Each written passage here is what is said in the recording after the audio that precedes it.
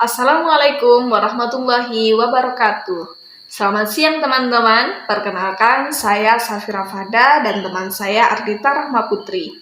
Kami dari kelompok 8 yang akan menjelaskan tentang implementasi aplikasi Google Classroom dalam pembelajaran sekolah dasar di masa pandemi COVID-19.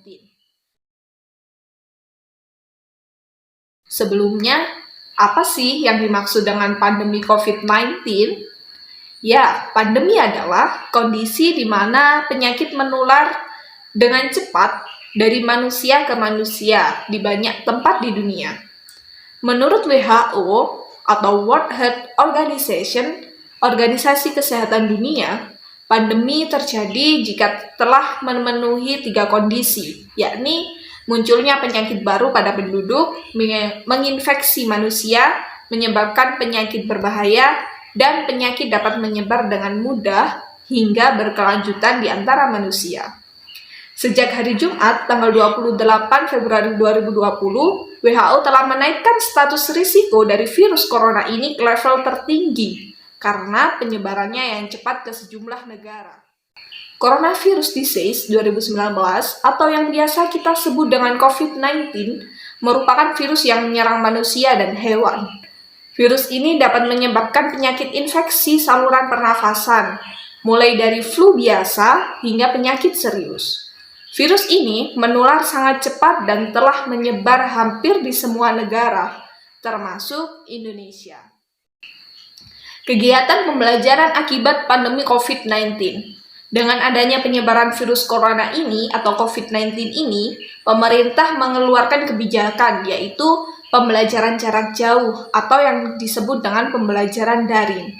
Dilaksanakannya pembelajaran daring pada masa pandemi COVID-19, seorang peserta didik tetap mengasah pengetahuan, nilai, dan keterampilannya dalam mengikuti kegiatan pembelajaran dengan jarak jauh.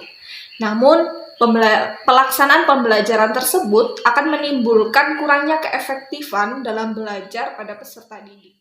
Pembelajaran daring lebih dikenal di kalangan masyarakat sebagai pembelajaran online, di mana pembelajaran dilaksanakan di dalam lingkup jaringan atau daring, sehingga pengajar dan peserta didik tidak bisa bertatap muka secara langsung. Pembelajaran daring merupakan kegiatan yang memanfaatkan jaringan internet dalam setiap proses pembelajaran.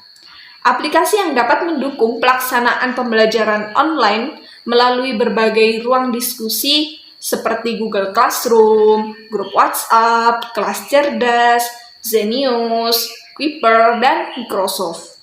Selama masa pandemi COVID-19, pelaksanaan pembelajaran dilakukan di rumah atau online menjadi solusi.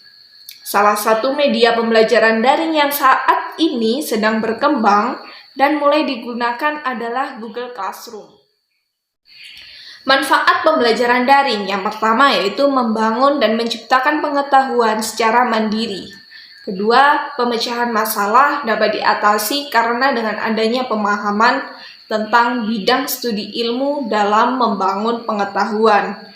Yang ketiga, dapat membentuk komunikasi pembelajaran yang intensif. Dan yang keempat, lebih mudah dalam melakukan kegiatan interaksi, membangun kemandirian, dan membangun jaringan yang lebih luas.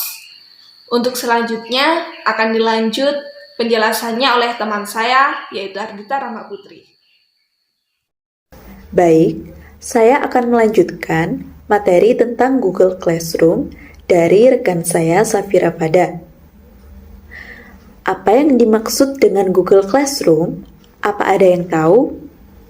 Ya, Google Classroom atau dalam bahasa Indonesia yaitu ruang kelas Google adalah sebuah serambi pembelajaran yang dapat diperuntukkan terhadap ruang lingkup pendidikan yang dimaksudkan untuk membantu menemukan jalan keluar atas kesulitan yang dialami dalam membuat penugasan tanpa menggunakan kertas atau paperless. Google Classroom merupakan sebuah aplikasi yang memungkinkan terciptanya ruang kelas di dunia maya. Selain itu, Google Classroom juga menjadi sarana distribusi tugas, submit tugas, bahkan menilai tugas-tugas yang dikumpulkan. Keefektifan pembelajaran dengan menggunakan Google Classroom dapat dilihat berdasarkan tingkat kesalahan yang dibuat oleh siswa saat menyelesaikan permasalahan yang diberikan. Hal lain yang menjadi acuan keefektifan pembelajaran adalah pada saat guru memotivasi siswa untuk mempelajari materi yang telah diunggah ke dalam kelas Google Classroom. Dengan demikian, aplikasi ini dapat membantu pendidik dan siswa dalam melaksanakan proses belajar yang lebih mendalam. Fungsi Google Classroom. Google Classroom memiliki banyak sekali fungsi. Pada situs Google Classroom, tertulis bahwa Google Classroom terhubung dengan semua layanan Google for Education yang lainnya. Sehingga pendidik dapat memanfaatkan Google Mail, Google Drive, Google Calendar, Google Docs, Google Sheets, Google Slides, dan Google Sites dalam proses pembelajarannya. Sehingga saat pendidik menggunakan Google Classroom, pendidik juga dapat memanfaatkan Google Calendar untuk mengingatkan peserta didik tentang jadwal atau tugas yang ada. Sedangkan penggunaan Google Drive sebagai tempat untuk menyimpan keperluan pembelajaran seperti PowerPoint, file yang perlu digunakan dalam pembelajaran, maupun yang lainnya. Dengan demikian, Google Classroom dapat membantu memudahkan guru dan siswa dalam melaksanakan kegiatan belajar mengajar dengan lebih mendalam. Hal ini disebabkan karena baik siswa maupun guru dapat mengumpulkan tugas, mendistribusikan tugas, dan berdiskusi tentang pelajaran dimanapun tanpa terikat batas waktu dan jam pelajaran. Cara menggunakan Google Classroom. Dalam memulai menggunakan Google Classroom, kita terlebih dahulu masuk ke akun Google dan kemudian cari produk Google tersebut. Setelah masuk pada akun Google Classroom, kita dihadapkan pada 3 menu utama, yaitu Stream atau aliran, Classwork atau aktivitas siswa, dan People atau orang. Stream adalah fasilitas Google Class untuk membuat pengumuman, mendiskusikan gagasan, atau melihat aliran tugas, materi, kuis dari topik-topik yang diajarkan guru. Classwork dapat digunakan guru untuk membuat soal tes, pretest, kuis, mengunggah materi, dan mengadakan refleksi. Pada menu People, guru dapat mengundang siswa dengan kode akses yang telah tersedia pada bilah People. Sedangkan, untuk mengundang guru lain sebagai kolaborator, cukup dengan mengundang guru melalui email masing-masing. Materi yang diunggah pada bilah Classwork dapat berupa file Word, Excel, PowerPoint, PDF, maupun video. Hal ini dilakukan guru untuk mengakomodasi adanya perbedaan terhadap kecepatan berpikir, latar belakang pengetahuan awal, dan perbedaan pada learning style peserta didik.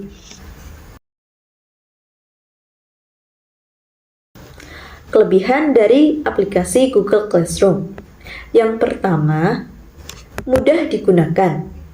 Karena desain Google Classroom, kelas sengaja menyederhanakan antarmuka instruksional dan opsi yang digunakan untuk tugas pengiriman dan pelacakan, komunikasi dengan keseluruhan kursus atau individu, juga disederhanakan melalui pemberitahuan pengumuman dan email.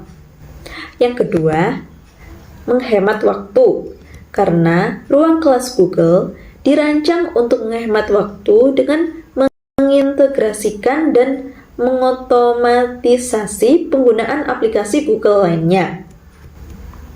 Yang ketiga, berbasis cloud.